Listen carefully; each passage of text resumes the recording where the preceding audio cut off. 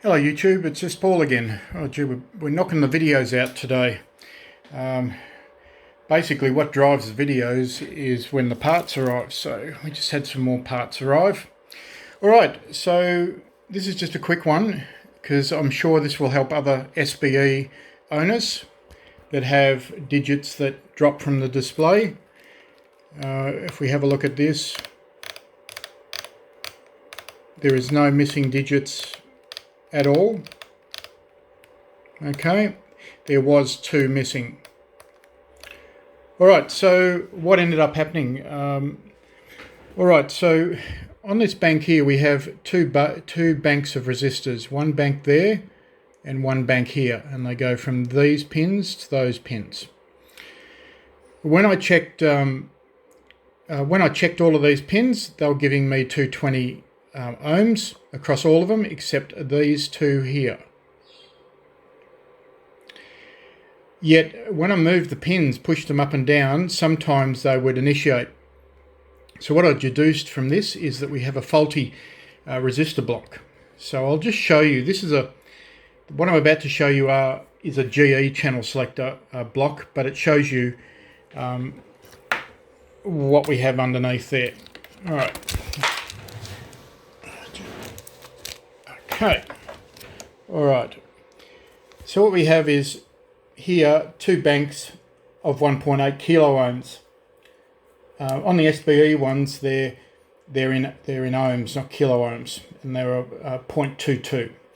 All right. So what I found was that on this particular one in there, these two here had separated a bit of epoxy from the factory board, and it was intermittently working.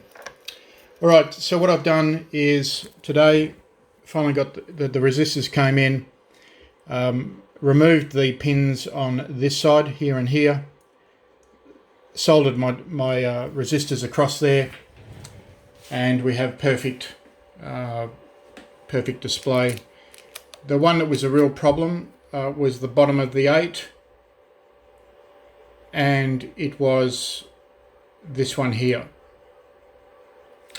So all done. So if you have dropping out LED segments on an SBE, Sidebander 5, 6, console, or anything with a digital display, because they all use a similar board, just do your check of the resistor banks for the LEDs here.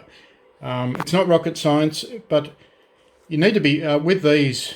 The way that SBE has these set up, above this is the PLL board and the box, and because of the board design, you've got to be so careful. So actually, it's better to disable the product and solder from this side than actually remove. That's my point of view anyway. It's a nice fix, and took 2 minutes, but faulting it, as with all these things, has taken many hours. So what I've learnt, I'll go straight to that block first before I do any dry joint looking. All right, you've had your lot. I'm just going to put the freshly painted cover back on this, and then it goes on display. So that's your lot for the SBE Sidebander 5s.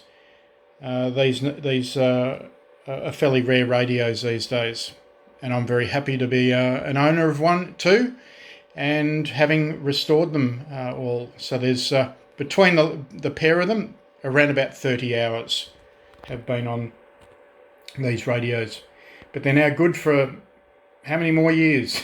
Anyway, all right, take care, thank you, bye bye.